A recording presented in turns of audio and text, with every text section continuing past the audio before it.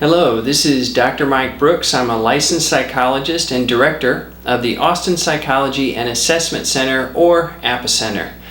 Today I want to talk to you about something that I learned from The Art of Happiness, and that was the Dalai Lama's Art of Happiness, regarding our social relationships. And this is, I'm beating the same drum here, but since social relationships are so important to our happiness, it's very critical that we find ways to build and maintain those social relationships.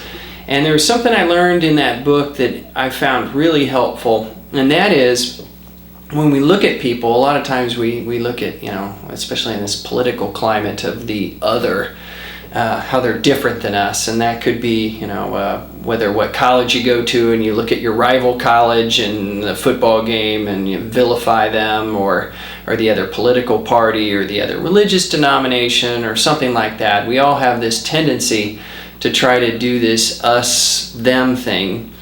And in a way that's natural because it helps bind us to our own group, but it can also separate us from other people, and especially because we look at them as somehow inherently different than us and sometimes inferior to us. And the Dalai Lama had a way, and he's known for this, that whenever he meets people, no matter where he goes, they're drawn to him, and that he finds ways of connecting to them. And he uses this principle, and this is one of the ways he's able to do it. Instead of looking at how people are different, is we look at how they're alike. And this starts with this other person, wherever they come from in the world, whatever culture, nationality, religion, it doesn't matter, is they want to be happy, just like me, and they don't want to suffer. And that's a starting point. And if you think about that, that's true. Like all over the world, historically true. People want to be happy, and they don't want to suffer. And if we start there, there's another one, is to say this person has feelings just like I do. They can feel happy sometimes, sad, sense of loss, guilt, anger, just like I do. And we all share those common emotions, and we all share the need to be happy and to not want to suffer.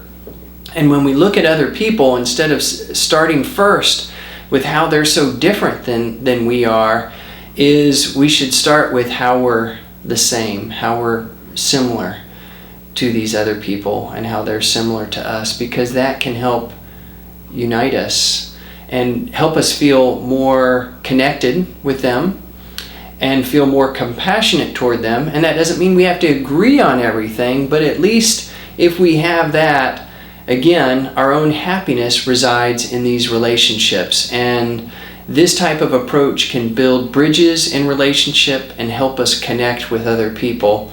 And especially if you look around now in the political climate, we got the election coming up, and it's toxic sometimes, the way people vilify others from one party to another.